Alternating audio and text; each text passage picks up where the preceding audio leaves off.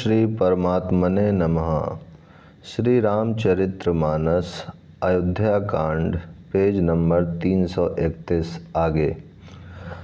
आपने ही वर देने को कहा था, अब भले ही ना दीजिए। सत्य को छोड़ दीजिए और जगत में अपयश लीजिए। सत्य की बड़ी सराहना करके वर देने को कहा था। समझा था कि यह चवेना ही मांग लेगी। राजा शिबी, दधीची और बलि ने जो कुछ कहा, शरीर और धन त्याग कर भी उन्होंने अपने वचन की प्रतिज्ञा को निभाया। कैकेयी बहुत ही कड़वे वचन कह रही है, मानो जले पर नमक छिड़क रही हो।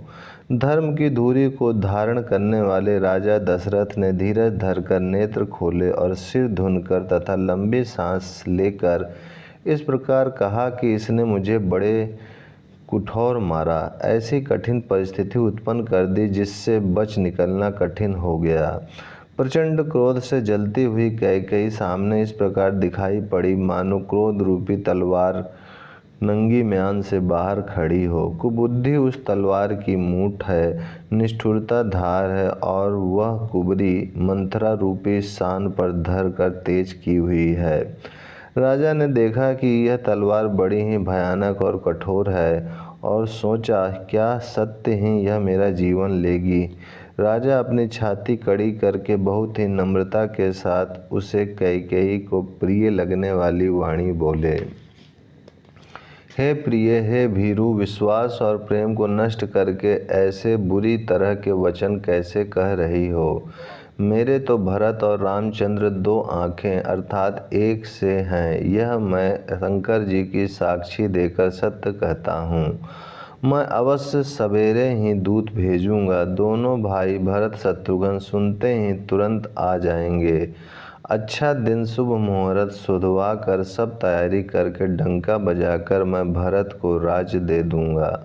राम को राज्य का लोभ नहीं है और भरत पर उनका बड़ा ही प्रेम है। मैं ही अपने मन में बड़े छोटे का विचार करके राजनीति का पालन कर रहा था। बड़े को राज तिलक देने जा रहा था। राम की 100 बार सौगंध खाकर मैं स्वभाव से ही कहता हूँ कि राम की माता कौशल्या ने इस विषय में मुझसे कभी कुछ नहीं कहा। अवश्य ही मैंने तुमसे बिना पूछे यह सब किया, इसी से मेरा मनोरथ खाली गया। अब क्रोध छोड़ दे और मंगल साज सजा। कुछ ही दिनों बाद भरत युवराज हो जाएंगे। एक ही बात का मुझे दुख लगा कि तूने दूसरा वरदान बड़ी अर्चना का मांगा। उसकी आँच से अब भी मेरा हृदय जल रहा है। यह दिल लगी में क्रोध में अथवा सचमुच ही वास्तव में सच्चा है। क्रोध को त्याग कर राम का अपराध तो बता। सब कोई तो कहते हैं कि राम बड़े ही साधु हैं। तू स्वयं भी राम की सराहना करती और उन पर स्नेह किया करती थी। अब यह सुनकर मुझे संदेह हो गया है कि तुम्हारी प्रशंसा और स्नेह कहीं झूठी तो न थे। जिसका स्वभाव शत्रु को भी अनुकूल है, वह माता के प्रतिकूल आचरण क्यों करेगा। हे प्रिय, हंसी और क्रोध छोड़ दे और विवेक उचित अनुचित विचार कर वर मांग, जिससे अब मैं नेत्र भरकर भरत का राज अभिषेक देख सकूं। मछली चाहे बिना पानी के जीती रहे और सांप भी चाहे बिना मणि के दीन दुखी होकर जीता रहे, परंतु मैं स्वभाव से ही कहता हूँ, मन में जरा भी छल रखकर नहीं, कि मेरा जीवन राम के बिना नहीं है। हे चतुर प्रिय जी, में समझ देख देख मेरा जीवन श्री राम के दर्शन के अधीन है। राजा के कोमल वचन सुनकर दुर्बुद्धि कैकेयी अत्यंत जल रही है, मानो अग्नि में घी की आहुतियाँ पड़ रही हैं। कैकेयी कहती, आप करोड़ों उपाय क्यों न करें, यहाँ आपकी माया चालबाजी नहीं लगेगी। या तो मैंने जो मांगा है सो दीजिए, नहीं तो ना ही करके अपयश लीजिए। मुझे बहुत प्रपंच बखेड़े नहीं सुहाते।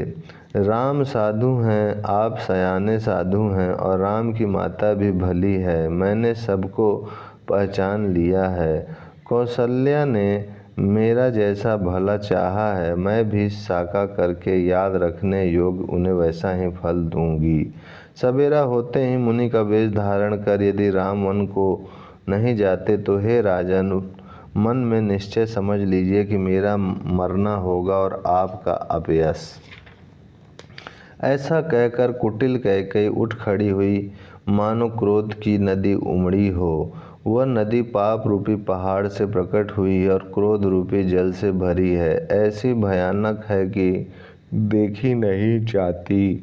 दोनों वरदान उस नदी के दो किनारे हैं। कैकेयी का कठिन हठ ही उसकी तीव्र धारा है और कुबरी मंथरा के वचनों को प्रेरणा ही भंवर है।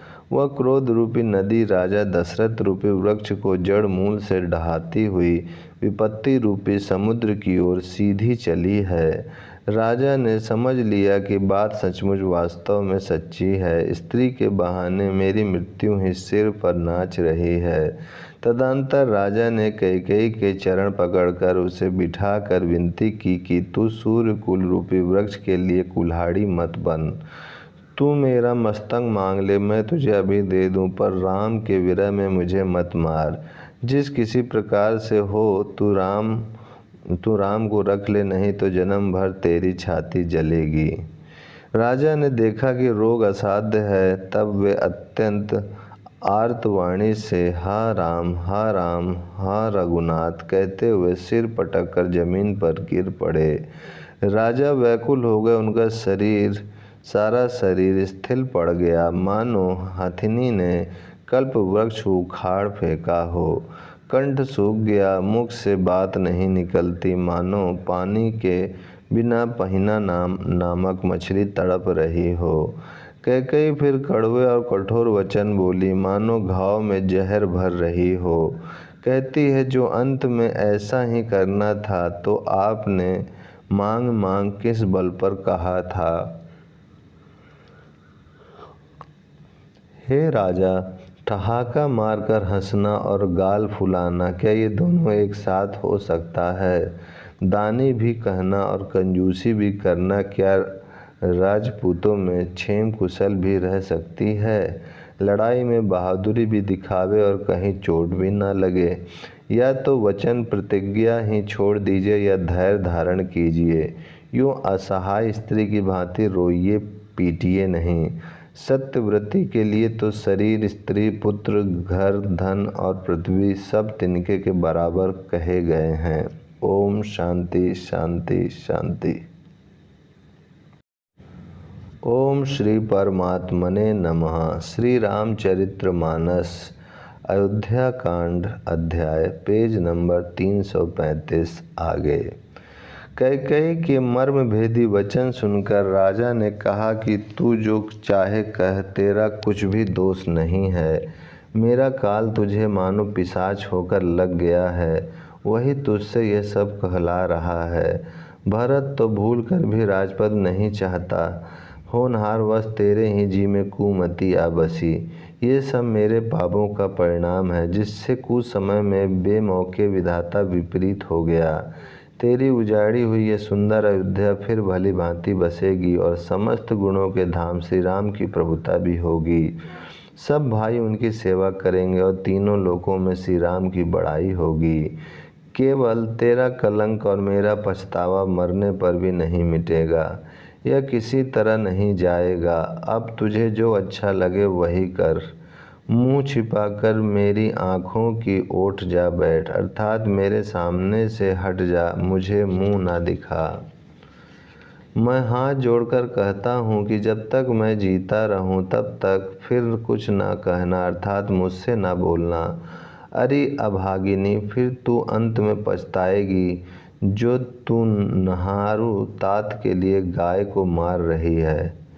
राजा करोड़ों प्रकार से बहुत तरह से समझा कर और यह कहकर कि तू क्यों सर्वनाश कर रही है, पृथ्वी पर गिर पड़े, पर कपट करने में चतुर कैकेयी कुछ बोलती नहीं, मानो मौन होकर मसान जगा रही हो, शमशान में बैठकर प्रेत मंत्र सिद्ध कर रही हो। राजा राम राम रट रहे हैं और ऐसे व्याकुल हैं जैसे कोई पक्षी पंख के बिना बेहाल हो। वे अपने हृदय में मनाते हैं कि सवेरा ना हो और कोई जाकर श्री राम जी से यह बात ना कहे।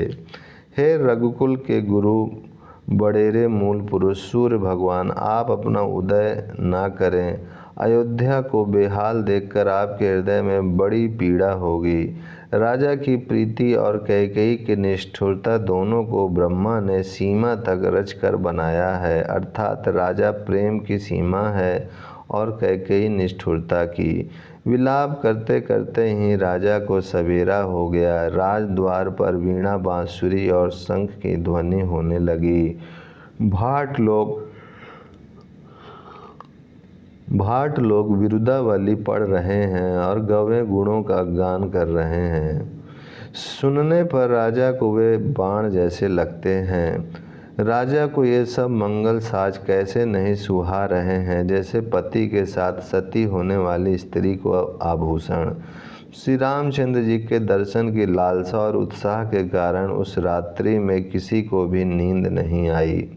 राजद्वार पर मंत्रियों और सेवकों की भीड़ लगी है। वे सब सूर्य को उदय हुआ देखकर कहते हैं कि ऐसा कौन सा विशेष कारण है कि अवधपति दशरथ जी अभी तक नहीं जागे। राजा नित्य ही रात के पिछले पहर जाग जाया करते हैं, किंतु आज हमें बड़ा आश्चर्य हो रहा है। हे सुमंत्र, जाओ जाकर राजा को जगाओ, उनकी आज्ञा पाकर हम सब काम करें। तब सुमंत्र रावले राजमहल में गए, पर महल को भयानक देखकर वे जाते हुए डर रहे हैं। ऐसा लगता है मानो दौड़कर काट खाएगा। उसकी ओर देखा भी नहीं जाता, मानो विपत्ति और विषाद ने वहाँ डेरा डाल रखा हो। पूछने पर कोई जवाब नहीं देता। वे उस महल में गए जहाँ राजा और कैकेयी थे। जय जीव कहकर सिर नवाकर वंदना करके बैठे और राजा की दशा देखकर तो वे सूख ही गए। देखा कि राजा सोच से व्याकुल हैं, चेहरे का रंग उड़ गया है, जमीन पर ऐसे पड़े हैं मानो कमल जड़ छोड़कर जड़ से उखड़कर मुरझाया पड़ा हो। मंत्री मारे डर के कुछ पूछ नहीं सकते। तब अशुभ से भरी हुई और शुभ से विहीन कैकेयी बोली, राजा को रात भर नींद नहीं आई, इसका कारण जगदीश्वर ही जाने। इन्होंने राम राम रटकर सवेरा कर दिया, परंतु इसका भेद राजा कुछ भी नहीं बतलाते। तुम जल्दी राम को बुला लाओ, तब आकर समाचार पूछना। राजा का रुख जानकर सुमंत्र जी चले, समझ गए कि रानी ने कुछ कुचाल की है। सुमंत्र सोच से व्याकुल हैं, रास्ते पर पैर नहीं पड़ता, आगे बढ़ नहीं जाता। सोचते हैं राम जी को बुलाकर राजा क्या कहेंगे। किस तरह हृदय में धीरज धरकर वे द्वार पर गए। सब लोग उनको मन मारे उदास देकर पूछने लगे। सब लोगों का समाधान करके किसी तरह समझा बुझाकर सुमंत्र वहाँ गए जहाँ सूर्य कुल के तिलक श्री रामचंद्र जी थे। श्री रामचंद्र जी ने सुमंत्र को आते देखा तो पिता के समान समझकर उनका आदर किया। श्री रामचंद्र जी के मुख को देखकर और राजा की आज्ञा सुनाकर वे रघुकुल के दीपक श्री राम जी को अपने साथ लिवा चले। श्री रामचंद्र जी मंत्री के साथ बुरी तरह से बिना किसी लवाजे के जा रहे हैं, यह देखकर लोग जहाँ तहाँ विषाद कर रहे हैं। रघुवंश मणि श्री रामचंद्र जी ने जाकर देखा कि राजा अत्यंत ही बुरी हालात में पड़े हैं, मानो सिंघनी को देखकर कोई बूढ़ा गजराज सहम कर गिर पड़ा हो। राजा के ओठ सूख रहे हैं और सारा शरीर जल रहा है, मानो मणि के बिना सांप दुखी हो रहा हो। पास ही क्रोध से भरी कैकेयी को देखा, मानो साक्षात मृत्यु ही बैठी राजा के जीवन की अंतिम घड़ियां गिन रही हो। श्री रामचंद्र जी का स्वभाव कोमल और करुणामय है। उन्होंने अपने जीवन में पहली बार यह दुख देखा। इससे पहले कभी उन्होंने दुख सुना भी न था। तो भी समय का विचार करके हृदय में धीरज धरकर उन्होंने मीठे वचनों से माता कैकेयी से पूछा, हे माता, मुझे पिताजी के दुख का कारण कहो, ताकि जिससे उसका निवारण हो, दुख दूर हो, वह यत्न किया जाए। कैकेयी ने कहा, हे राम, सुनो, सारा कारण यही है कि राजा का तुम पर बहुत स्नेह है। इन्होंने मुझे 2 वरदान देने को कहा था। मुझे जो कुछ अच्छा लगा वही मैंने मांगा। उसे सुनकर राजा के हृदय में सोच हो गया, क्योंकि ये तुम्हारा संकोच नहीं छोड़ सकते। ओम शांति शांति शांति। ओम श्री परमात्मने नमः। श्री रामचरितमानस अध्याय अयोध्या कांड, पेज नंबर 339 आगे। इधर तो पुत्र का स्नेह है और उधर वचन प्रतिज्ञा। राजा इसी धर्म संकट में पड़ गए हैं।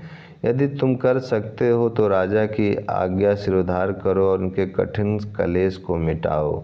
कई बेधड़क बैठी ऐसी कड़वी वाणी कह रही है जिसे सुनकर स्वयं कठोरता भी अत्यंत व्याकुल हो उठी। जीव धनुष है, वचन बहुत ही से तीर हैं, मानो राजा ही कोमल निशाने के समान हैं। इस सारे साज सामान के साथ मानो स्वयं कठोरपन श्रेष्ठ वीर का शरीर धारण करके धनुष विद्या सीख रहा है। श्री रघुनाथ जी को सब हाल सुनाकर वह ऐसे बैठी है मानो निष्ठुरता ही शरीर धारण किए हुए हो। सूर्य कुल के सूर्य स्वाभाविक ही आनंद निधान श्री रामचंद्र जी मन में मुस्कुराकर सब दूषणों से रहित ऐसे कोमल और सुंदर वचन बोले जो मानो वाणी के भूषण ही थे। हे माता सुनो, वही पुत्र बड़भागी है जो पिता माता के वचनों का अनुरागी पालन करने वाला है। आज्ञा पालन के द्वारा माता पिता को संतुष्ट करने वाला पुत्र हे जननी सारे संसार में दुर्लभ है।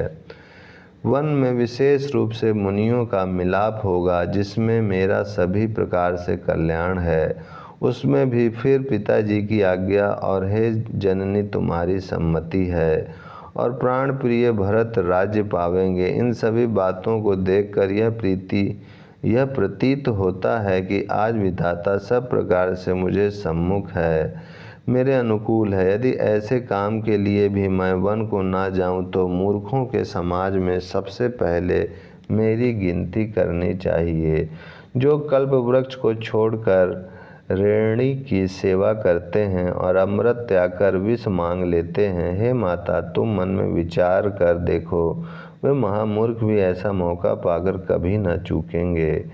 हे माता मुझे एक ही दुख विशेष रूप से हो रहा है, वह महाराज को अत्यंत व्याकुल देखकर। इस थोड़ी सी बात के लिए ही पिताजी को इतना भारी दुख हो। हे माता मुझे इस बात पर विश्वास नहीं होता, क्योंकि महाराज तो बड़े ही धीर और गुणों के अथाह समुद्र हैं।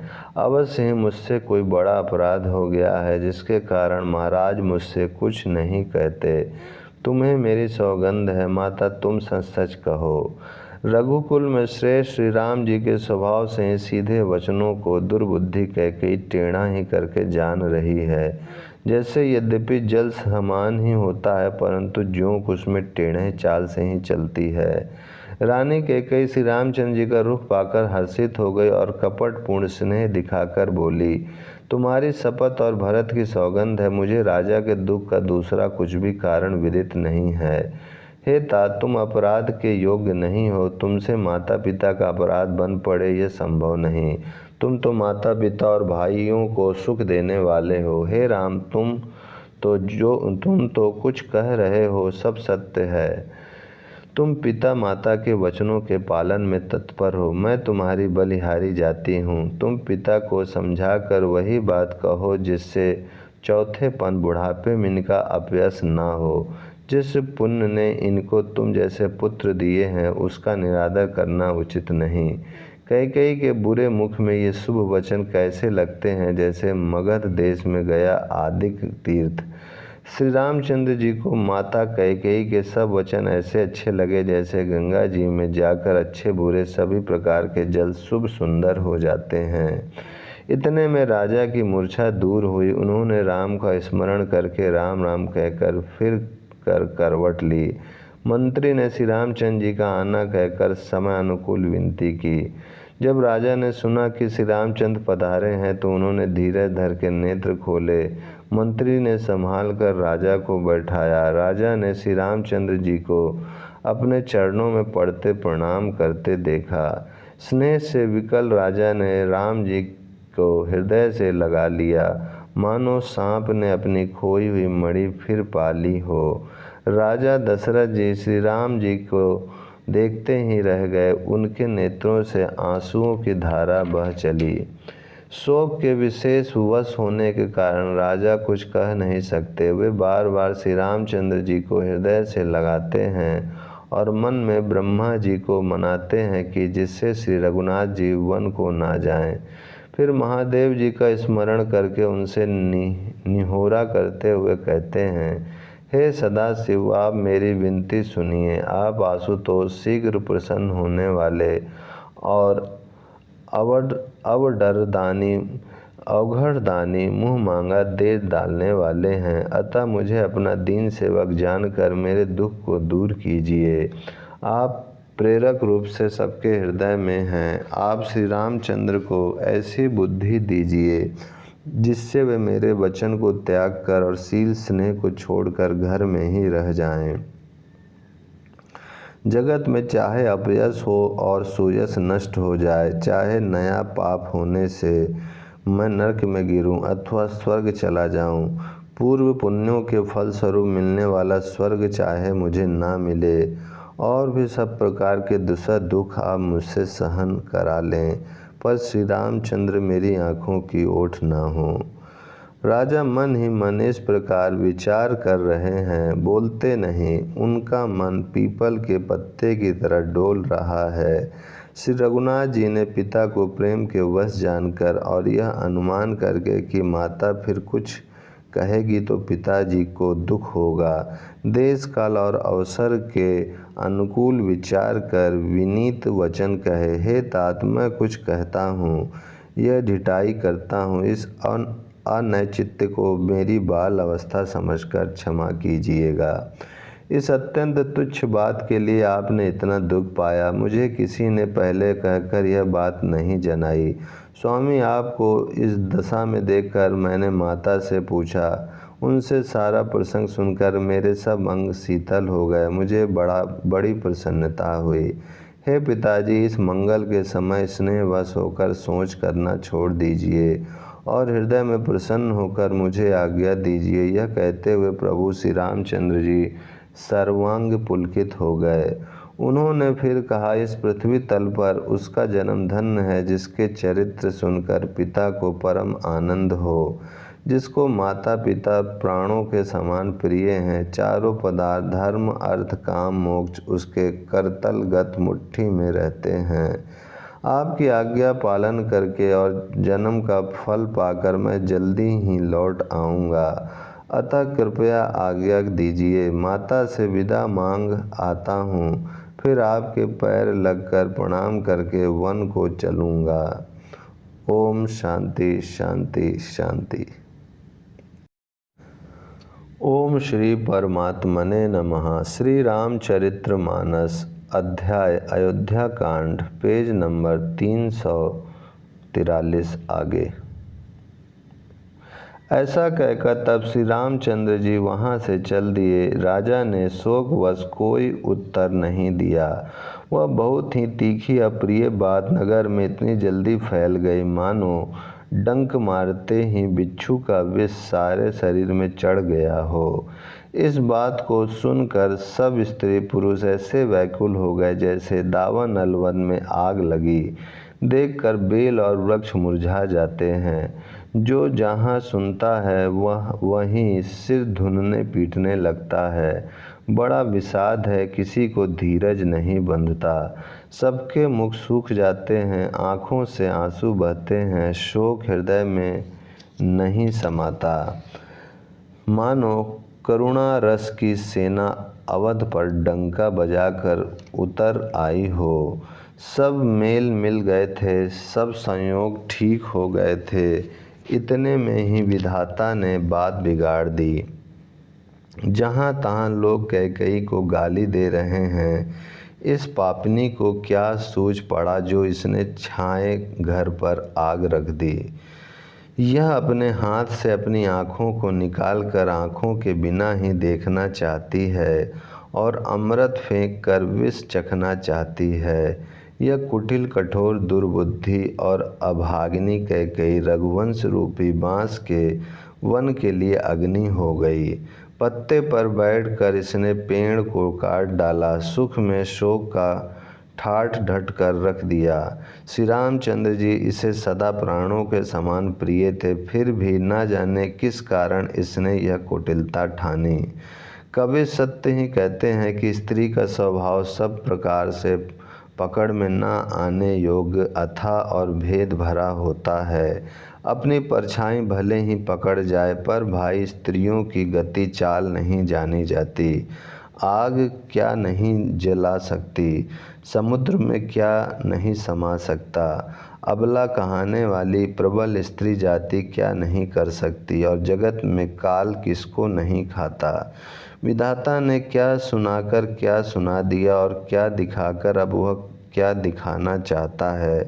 एक कहते हैं कि राजा ने अच्छा नहीं किया, दुर्बुद्धि कैकेयी को विचार कर वर नहीं दिया, जो हट करके कैकेयी की बात को पूरा करने में अड़े रहकर स्वयं सब दुखों के पात्र हो गए। स्त्री के विशेष वश होने के कारण मानो उनका ज्ञान और गुण जाता रहा। एक दूसरे जो धर्म की मर्यादा को जानते हैं और सयाने हैं, वे राजा को दोष नहीं देते। वे शिबी दधीची और हरीश चंद्र की कथा एक दूसरे से बखान कर कहते हैं। कोई एक इसमें भरत जी की सम्मति बताते हैं, कोई एक सुनकर उदासीन भाव से रह जाते हैं, कुछ बोलते नहीं।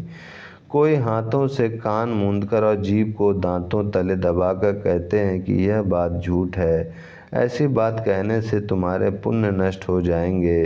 भरत जी को तो श्री रामचंद्र जी प्राणों के समान प्यारे हैं। चंद्रमा चाहे शीतल किरण की जगह अग्नि चिंगारियां बरसाने लगे और अमृत चाहे विष के समान हो जाए, परंतु भरत जी स्वप्न में भी कभी श्री रामचंद्र जी के विरुद्ध कुछ नहीं करेंगे। कोई एक विधाता को दोष देते हैं जिसने अमृत दिखाकर विष दे दिया। नगर भर में खलबली मच गई, सब किसी को सोच हो गया, हृदय में दुसह जलन हो गई, आनंद उत्साह मिट गया। ब्राह्मणों की स्त्रियां कुल की माननीय बड़ी बूढ़ी और जो कैकेयी की परम प्रिय थीं, वे उसके शील की सराहना करके उसे सीख देने लगीं, पर उसको उनके वचन बाण के समान लगते हैं। वे कहती हैं, तुम तो सदा कहा करती थी कि श्री रामचंद्र के समान मुझको भरत भी प्यारे नहीं हैं। इस बात को सारा जगत जानता है। श्री रामचंद्र जी पर तो तुम स्वाभाविक स्नेह करती रही हो, आज किस अपराध से उन्हें वन देती हो। तुमने कभी सौतिया डा नहीं किया, सारा देश तुम्हारे प्रेम और विश्वास को जानता है। अब कौशल्या ने तुम्हारा कौन सा बिगाड़ कर दिया जिसके कारण तुमने सारे नगर पर वज्र गिरा दिया। क्या सीता जी अपने पति श्री रामचंद्र जी का साथ छोड़ देंगी? क्या लक्ष्मण जी श्री रामचंद्र जी के बिना घर रह सकेंगे? क्या भरत जी श्री रामचंद्र जी के बिना अयोध्यापुरी का राज भोग सकेंगे?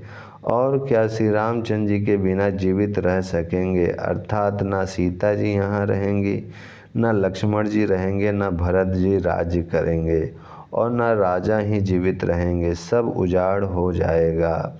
हृदय में ऐसा विचार कर क्रोध छोड़ दो, शोक और कलंक की कोटि मत बनो। भरत को अवश्य युवराज पद दो, पर श्री रामचंद्र जी का वन में क्या काम है। श्री रामचंद्र जी राज्य के भूखे नहीं हैं, वे धर्म की धुरी को धारण करने वाले और विषय रस से रूखे हैं, अर्थात उनमें विषयाशक्ति है ही नहीं। इसीलिए तुम यह शंका ना करो कि श्री राम जी वन ना गए तो भरत के राज्य में विघ्न करेंगे। इतने पर भी मन ना माने तो तुम राजा से दूसरा ऐसा यह वर ले लो कि श्री राम घर छोड़कर गुरु के घर रहें। जो तुम हमारे कहने पर ना चलोगी तो तुम्हारे हाथ कुछ भी ना लगेगा। यदि तुमने कुछ हंसी की हो तो उसे प्रकट में कहकर जना दो कि मैंने दिल लगी की है। राम सरीखा पुत्र क्या वन के योग्य है? यह सुनकर लोग तुम्हें क्या कहेंगे? जल्दी उठो और वही उपाय करो जिस उपाय से शोक और कलंक का नाश हो। जिस तरह नगर भर का शोक और तुम्हारा कलंक मिटे, वही उपाय करके कुल की रक्षा कर वन जाते हुए श्री राम जी को हट करके लौटा ले। दूसरी कोई बात न चला। तुलसीदास जी कहते हैं, जैसे सूर्य के बिना दिन, प्राणों के बिना शरीर और चंद्रमा के बिना रात निर्जीव तथा शोभाहीन हो जाता है, वैसे ही श्री रामचंद्र जी के बिना अयोध्या हो जाएगी। हे भामिनी, तू अपने हृदय में इस बात को समझ, विचार कर देख तो सही। इस प्रकार सखियों ने ऐसी सीख दी जो सुनने में मीठी और परिणाम में हितकारी थी। पर कुटिला कुबरी की सखियां पढ़ाई हुई कैकेयी ने इस पर जरा भी कान नहीं दिया। कैकेयी कोई उत्तर नहीं देती, वह दुस्सह क्रोध के मारे रूखी बेमुरवत हो रही है। ऐसे देखती है मानो भूखी बाघिन हरिणियों को देख रही हो। तब सखियों ने रोग को असाध्य समझकर उसे छोड़ दिया। सब उसको मंदबुद्धि अभागिनी कहती हुई चल दी। ओम शांति शांति शांति। ओम श्री परमात्मने नमः। श्री रामचरितमानस अध्याय अयोध्या कांड, पेज नंबर 347 आगे। राज्य करते हुए इस कैकेयी को दैव ने नष्ट कर दिया। इसने जैसा कुछ किया वैसा कोई भी ना करेगा। नगर के सब स्त्री पुरुष इस प्रकार विलाप कर रहे हैं और उस कुचाली कैकेयी को करोड़ों गालियां दे रहे हैं। लोग विषम ज्वर भयानक दुख की आग से जल रहे हैं। लंबी सांसें लेते हुए वे कहते हैं कि श्री रामचंद्र जी के बिना जीने की कौन आशा है। महान वियोग की आशंका से प्रजा ऐसी व्याकुल हो गई है मानो पानी सूखने के समय जलचर जीवों का समुदाय व्याकुल हो। सभी पुरुष और स्त्रियां अत्यंत विषाद के वश हो रही हैं। स्वामी श्री रामचंद्र जी माता कौशल्या के पास गए। उनका मुख प्रसन्न है और चित्त में चौगुना चाव उत्साह है। यह सोच मिट गया है कि राजा कहीं रख न लें। श्री राम जी को राज तिलक की बात सुनकर विषाद हुआ था कि सब भाइयों को छोड़कर बड़े भाई मुझको ही राज तिलक क्यों होता है। अब माता कैकेयी की आज्ञा और पिता की मौन सम्मति पाकर वह सोच मिट गया। श्री रामचंद्र जी का मन नए पकड़े हुए हाथी के समान और राज तिलक उस हाथी के बांधने की कांटेदार लोहे की बेड़ी के समान है। वन जाना है, यह सुनकर अपने को बंधन से छूटा जानकर उनके हृदय में आनंद बढ़ गया है। रघुकुल तिलक श्री रामचंद्र जी ने दोनों हाथ जोड़कर आनंद के साथ माता के चरणों में सिर नवाया। माता ने आशीर्वाद दिया, अपने हृदय से लगा लिया और उन पर गहने तथा कपड़े न्यौछावर किए। माता बार बार श्री रामचंद्र जी का मुख चूम रही हैं। नेत्रों में प्रेम का जल भर आया है और सब अंग पुलकित हो गए हैं। श्री राम को अपनी गोद में बैठाकर फिर हृदय से लगा लिया। सुंदर स्तन प्रेम रस दूध बहाने लगे। उनका प्रेम और महान आनंद कुछ कहा नहीं जाता, मानो कंगाल ने कुबेर का पद पा लिया हो। बड़े आदर के साथ सुंदर मुख देखकर माता मधुर वचन बोली।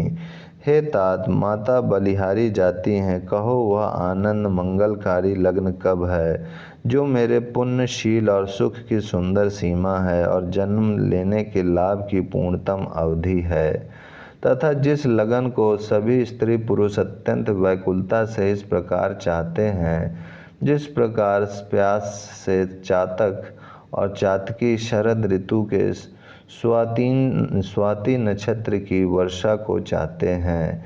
हे तात, मैं बलैया लेती हूँ, तुम जल्दी नहा लो और जो मन भावे कुछ मिठाई खा लो। भैया, तब पिता के पास जाना, बहुत देर हो गई है। माता बलिहारी जाती हैं। माता के अत्यंत अनुकूल वचन सुनकर जो मानो स्नेह रूपी कल्पवृक्ष के फूल थे, जो सुख रूपी मकरंद पुष्परस से भरे थे और श्री राज लक्ष्मी के मूल थे, ऐसे वचन रूपी फूलों को देखकर श्री रामचंद्र जी का मन रूपी भंवरा उन पर नहीं भूला। धर्म धूर्ण श्री रामचंद्र जी ने धर्म की गति को जानकर माता से अत्यंत कोमल वाणी से कहा, हे माता, पिताजी ने मुझको वन का राज्य दिया है, जहाँ सब प्रकार से मेरा बड़ा काम बनने वाला है। हे माता, तुम प्रसन्न मन से मुझे आज्ञा दे, जिससे मेरी वन यात्रा में आनंद मंगल हो। मेरे स्नेहवश भूल कर भी डरना नहीं है। हे माता, मैं तेरी कृपा से आनंद ही होगा। 14 वर्ष वन में रहकर पिताजी के वचन को प्रमाणित सत्य कर फिर लौटकर तेरे चरणों का दर्शन करूँगा। तू मन को मलान दुखी न कर। रघुकुल में श्रेष्ठ श्री रामचंद्र जी के ये बहुत ही नम्र और मीठे वचन माता के हृदय में बाण के समान लगे और कसकने लगे। उस शीतल वाणी को सुनकर कौशल्या वैसे ही सहम कर सूख गई, जैसे बरसात का पानी पड़ने से जवासा सूख जाता है। हृदय का विषाद कुछ कहा नहीं जाता, मानो सिंह की गर्जना सुनकर हिरनी विकल हो गई हो। नेत्रों में जल भर आया, शरीर थर-थर कांपने लगा, मानो मछली मांजा पहली वर्षा का फेन खाकर बदहवास हो गई हो। धीरज धरकर पुत्र का मुख देखकर माता गदगद वचन कहने लगी। हे तात, तुम तो पिता को प्राणों के समान प्रिय हो। तुम्हारे चरित्रों को देखकर वे नित्य प्रसन्न होते थे। राज्य देने के लिए उन्होंने ही शुभ दिन शोधवाया था, फिर अब किस अपराध से वन जाने को कहा। हे तात, मुझे इसका कारण सुनाओ। सूर्य वंश रूपी वन को जलाने के लिए अग्नि कौन हो गया? तब श्री रामचंद्र जी का रुख देखकर मंत्री के पुत्र ने सब कारण समझाकर कहा। उस प्रसंग को सुनकर वे गूंगी जैसी चुप रह गए। उनकी दशा का वर्णन नहीं किया जा सकता। न रख ही सकती हैं, न यह कह सकती हैं कि वन चले जाओ। दोनों ही प्रकार से हृदय में बड़ा भारी संताप हो रहा है। मन में सोचती हैं कि देखो, विधाता की चाल सदा सबके लिए टेढ़ी होती है। लिखने लगे चंद्रमा और लिख गया राहु। धर्म और स्नेह दोनों ने कौशल्या जी की बुद्धि को घेर लिया। उनकी दशा सांप छुछुंदर की सी हो गई। वह सोचने लगी कि यदि मैं अनुरोध हट करके पुत्र को रख लेती हूँ तो धर्म जाता है और भाइयों में विरोध होता है, और यदि वन जाने को कहती हूँ तो बड़ी हानि होती है। इस प्रकार के धर्म संकट में पड़कर रानी विशेष रूप से सोच के वश हो गईं। फिर बुद्धिमती कौशल्या जी स्त्री धर्म पातिव्रत धर्म को समझकर और राम तथा भरत दोनों पुत्रों को समान जानकर सरल स्वभाव वाले श्री रामचंद्र जी की माता बड़ा धीरज धरकर वचन बोली। हे तात, मैं बलिहारी जाती हूँ, तुमने अच्छा किया। पिता की आज्ञा का पालन करना ही सब धर्मों का शिरोमणि धर्म है। राज देने को कहकर वन दे दिया, उसका मुझे लेस मात्र भी दुख नहीं है। दुख तो इस बात का है कि तुम्हारे बिना भरत को, महाराज को और प्रजा को बड़ा भारी कलेश होगा। हे तात, यदि केवल पिता की ही आज्ञा हो तो माता को पिता से बड़ी जानकर उन वन को मत जाओ, किंतु यदि पिता माता दोनों ने वन जाने को कहा हो तो वन तुम्हारे लिए सैकड़ों अयोध्या के समान है। ओम शांति शांति शांति। ओम श्री परमात्मने नमः। श्री रामचरितमानस अयोध्या कांड, पेज नंबर 351 आगे। वन के देवता तुम्हारे पिता होंगे और वन देवियां माता होंगी। वहाँ के पशु पक्षी तुम्हारे चरण कमलों के सेवक होंगे। राजा के लिए अंत में तो वनवास करना उचित ही है। केवल तुम्हारी सुकुमार अवस्था देखकर हृदय में दुख होता है। हे रघुवंश के तिलक, वन बड़ा भाग्यवान है और यह अवध अभागी है जिसे तुमने त्याग दिया। हे पुत्र, यदि मैं कहूँ कि मुझे भी साथ ले चलो तो तुम्हारे हृदय में संदेह होगा कि माता इसी बहाने मुझे रोकना चाहती है। हे पुत्र, तुम सभी के परम प्रिय हो, प्राणों के प्रिय, प्राण और हृदय के जीवन हो। वही प्राणधार तुम कहते हो कि माता मैं वन को जाऊं, और मैं तुम्हारे वचनों को सुनकर बैठी पछताती हूँ। यह सोचकर झूठा स्नेह बढ़ाकर मैं हट नहीं करती। बेटा, मैं बलैया लेती हूँ, माता का नाता मानकर मेरी शुद्ध भूल न जाना। हे गोसाई, सब देव और पितृ तुम्हारी वैसे ही रक्षा करें जैसे पलकें आँखों की रक्षा करती हैं। तुम्हारे वनवास की अवधि 14 वर्ष जल है। प्रियजन और कुटुंबी मछली हैं। तुम दया की खान और धर्म की धुरी को धारण करने वाले हो। ऐसा विचार कर वही उपाय करना जिसमें सबके जीते जी तुम आ मिलो। मैं बलिहारी जाता हूँ, तुम सेवकों, परिवार वालों और नगर भर को अनाथ करके सुखपूर्वक वन को जाओ। आज सबके पुण्यों का फल पूरा हो गया, कठिन काल हमारे विपरीत हो गया। इस प्रकार बहुत विलाप करके और अपने को परम अभागिनी जानकर माता श्री रामचंद्र जी के चरणों में लिपट गईं। हृदय में भयानक दुस्सह संताप छा गया। उस समय के बहुविध विलाप का वर्णन नहीं किया जा सकता। श्री रामचंद्र जी ने माता को उठाकर हृदय से लगा लिया और फिर कोमल वचन कहकर उन्हें समझाया। उसी समय यह समाचार सुनकर सीता जी अकुला उठीं और सास के पास जाकर उनके दोनों चरण कमलों की वंदना कर सिर नीचा करके बैठ गईं। सास ने कोमल वाणी से आशीर्वाद दिया। वे सीता जी को अत्यंत सुकुमारी देखकर व्याकुल हो उठीं। रूप की राशि और पति के साथ पवित्र प्रेम करने वाली सीता जी नीचा मुख किए बैठी सोच रही हैं। जीवन नाथ प्राणनाथ वन को चलना चाहते हैं, देखें किस पुण्यवान से उनका साथ साथ होगा। शरीर और प्राण दोनों साथ जाएंगे या केवल प्राण ही से इनका साथ होगा। विधाता की करनी कुछ जानी नहीं जाती। सीता जी अपने सुंदर चरणों के नखों से धरती कुरेद रही हैं। ऐसा करते समय नुपुरों का जो मधुर शब्द हो रहा है, कभी उसका इस प्रकार वर्णन करते हैं कि मानो प्रेम के वश होकर नुपुर यह विनती कर रहे हैं कि सीता जी के चरण कभी हमारा त्याग ना करें। सीता जी सुंदर नेत्रों से जल बहा रही हैं। उनकी यह दशा देखकर श्री रामचंद्र जी की माता कौशल्या जी बोली, हे तात सुनो, सीता अत्यंत ही सुकुमारी है तथा सास ससुर और कुटुंबी सभी को प्यारी है। इनके पिता जनक जी राजाओं के शिरोमणि हैं, ससुर सूर्य कुल के सूर्य हैं और पति सूर्य कुल रूपी कुमुदवन को खिलाने वाले चंद्रमा तथा गुण और रूप के भंडार हैं।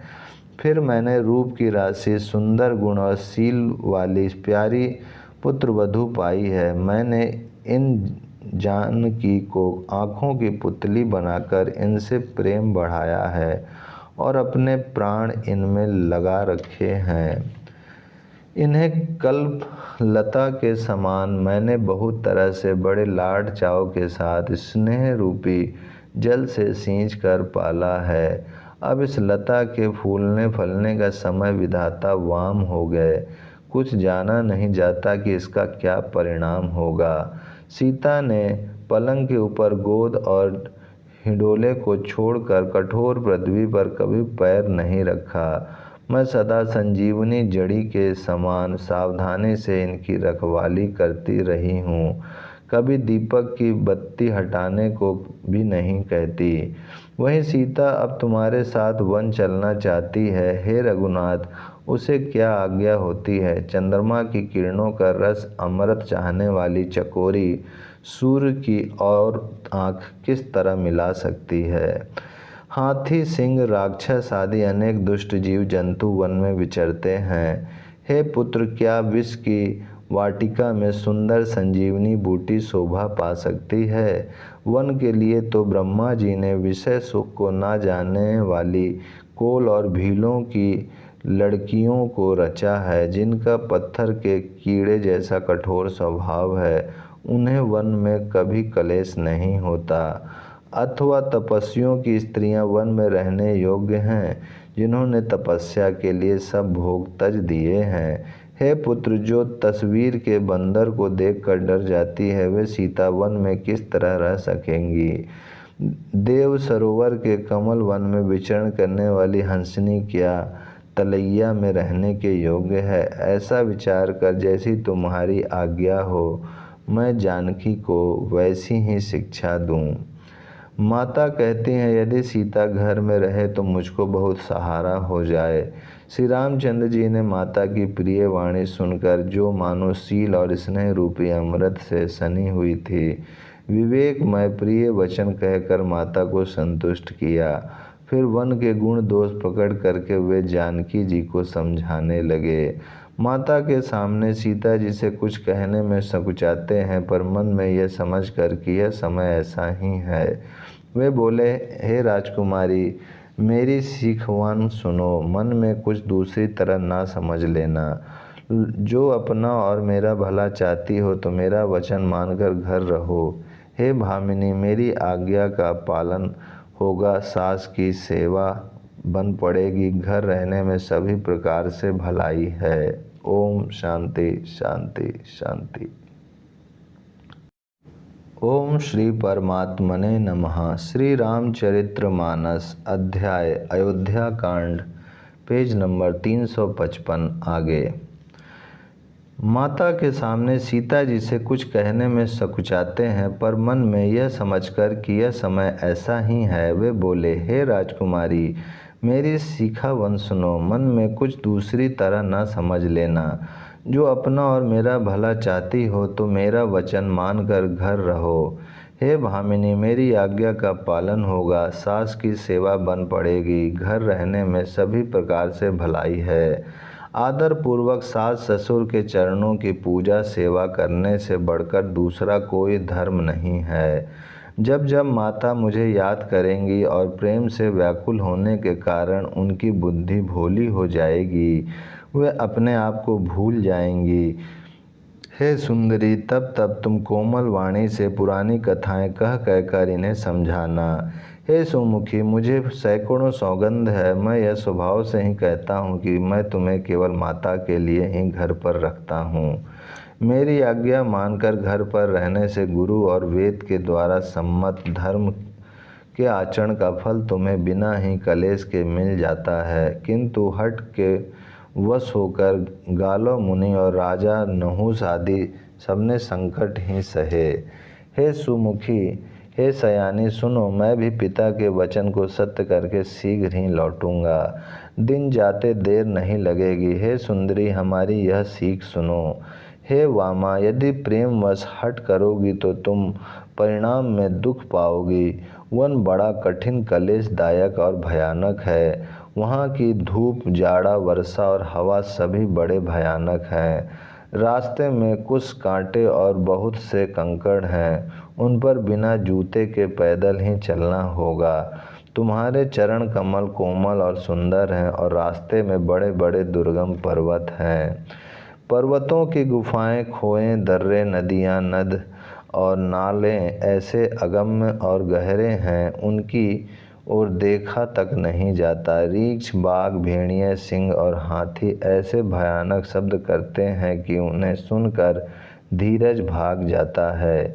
जमीन पर सोना, पेड़ों की छाल के वस्त्र पहनना और कंद मूल फल का भोजन करना होगा, और वे भी क्या सदा सब दिन मिलेंगे। सब कुछ अपने अपने समय के अनुकूल ही मिल सकेगा।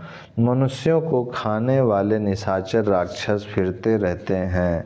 वे करोड़ों प्रकार के कपट रूप धारण कर लेते हैं। पहाड़ का पानी बहुत ही लगता है। वन की विपत्ति बखानी नहीं जा सकती। वन में भीषण सर्प, भयानक पक्षी और स्त्री पुरुषों को चुराने वाले राक्षसों के झुंड रहते हैं। वन की भयंकरता से याद आने मात्र से धीर पुरुष भी डर जाते हैं। फिर हे मृगलोचनी, तुम तो स्वभाव से ही डरपोक हो।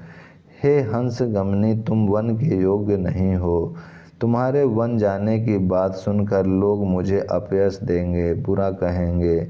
मानसरोवर के अमृत के समान जल से पाली हुई हंसिनी कहीं खारे समुद्र में जी सकती है? नवीन आम के वन में विहार करने वाली कोयल क्या करील के जंगल में शोभा पाती है? हे चंद्रमुखी, हृदय में ऐसा विचार कर तुम घर ही पर रहो, वन में बड़ा कष्ट है। स्वाभाविक ही हित चाहने वाले गुरु और स्वामी की सीख को जो सिर चढ़ाकर नहीं मानता, वह हृदय में भरपेट पछताता है और उसके हित की हानि अवश्य होती है। प्रियतम के कोमल तथा मनोहर वचन सुनकर सीता जी के सुंदर नेत्र जल से भर गए। श्री रामचंद्र जी की यह शीतल सीख उनको कैसे जलाने वाली हुई, जैसे चकवी को शरद ऋतु की चांदनी रात होती है।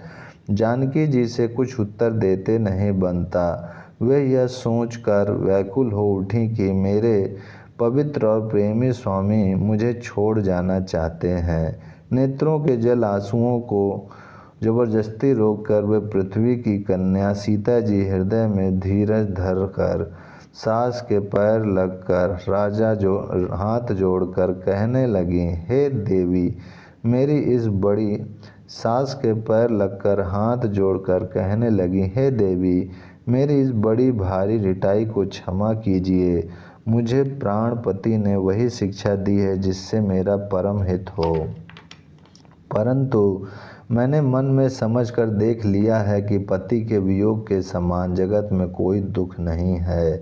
हे प्राणनाथ, हे दया के धाम, हे सुंदर, हे सुखों के देने वाले, हे सुजान, हे रघुकुल रूपी कुमुद के खिलाने वाले चंद्रमा, आपके बिना स्वर्ग भी मेरे लिए नरक के समान है। माता पिता बहन प्यारा भाई प्यारा परिवार मित्रों का समुदाय सास ससुर गुरु स्वजन बंधु बांधव सहायक और सुंदर सुशील और सुख देने वाला पुत्र, हे नाथ जहाँ तक स्नेह और नाते हैं पति के बिना स्त्री को सभी सूर्य से भी बढ़कर तपाने वाले हैं।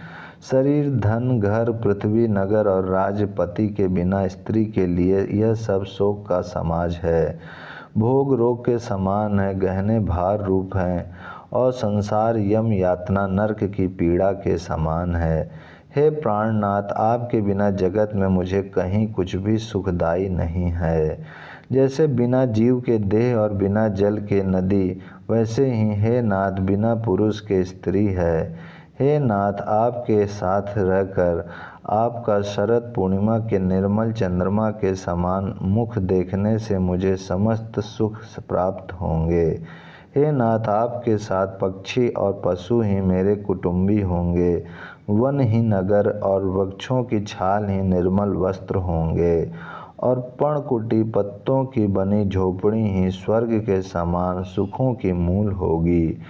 उदार हृदय के वन देवी और वन देवता ही सास ससुर के समान मेरी सार संहार करेंगे और कुशा और पत्तों की सुंदर साथरी बिछौना ही प्रभु के साथ कामदेव की मनोहर तोषक के समान होगी। कंद मूल और फल ही अमृत के समान आहार होंगे और वन के पहाड़ ही अयोध्या के सैकड़ों राजमहलों के समान होंगे। क्षण क्षण में प्रभु के चरण कमलों को देख देख कर मैं ऐसी आनंदित रहूंगी जैसी दिन में चकवी रहती है। ओम शांति शांति शांति। ओम श्री परमात्मने नमः। श्री रामचरितमानस अध्याय अयोध्या कांड पेज नंबर 359 आगे। हे नाथ, आपके वन के बहुत से दुख और बहुत से भय विषाद संताप कहे, परंतु हे कृपा निधान, वे सब मिलकर भी प्रभु आपके वियोग से होने वाले दुख के लवलेश के समान भी नहीं हो सकते। ऐसा जी में जानकर हे सुजान शिरोमणि, आप मुझे साथ ले लीजिए, यहाँ ना छोड़िए। हे स्वामी, मैं अधिक क्या विनती करूँ, आप करुणामय हैं और सबके हृदय की अंदर की जानने वाले हैं। हे दीन बंधु, हे सुंदर, हे सुख देने वाले, हे शील और प्रेम के भंडार, यदि अवधि 14 वर्ष तक मुझे अयोध्या में रखते हैं तो जान लीजिए कि मेरे प्राण नहीं रहेंगे। क्षण क्षण में आपके चरण कमलों को देखते रहने से मुझे मार्ग चलने में थकावट न होगी। हे प्रियतम, मैं सभी प्रकार से आपकी सेवा करूंगी और मार्ग चलने से होने वाली सारी थकावट को दूर कर दूंगी। आपके पैर धोकर पेड़ों की छाया में बैठकर मन में प्रसन्न होकर हवा करूंगी, पंखा झलूंगी। पसीने की बूंदों सहित श्याम शरीर को देखकर प्राणपति के दर्शन करते हुए दुख के लिए मुझे अवकाश ही कहाँ रहेगा। समतल भूमि पर घास और पेड़ों के पत्ते बिछाकर यह दासी रात भर आपके चरण दबावेगी। बार बार आपकी कोमल मूर्ति को देखकर मुझको गर्म हवा भी ना लगेगी। प्रभु के साथ रहते मेरी ओर आँख उठाकर देखने वाला कौन है, अर्थात कोई नहीं देख सकता। जैसे सिंह की स्त्री सिंहनी को खरगोश और सियार नहीं देख सकते। मैं सुकुमारी हूँ और नाथ वन के योग्य हैं। आपको तो तपस्या उचित है और मुझको विषय भोग।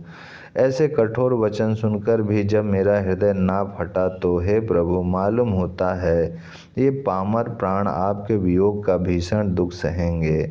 ऐसा कहकर सीता जी बहुत ही व्याकुल हो गईं। वे वचन के वियोग को भी ना संभाल सकीं।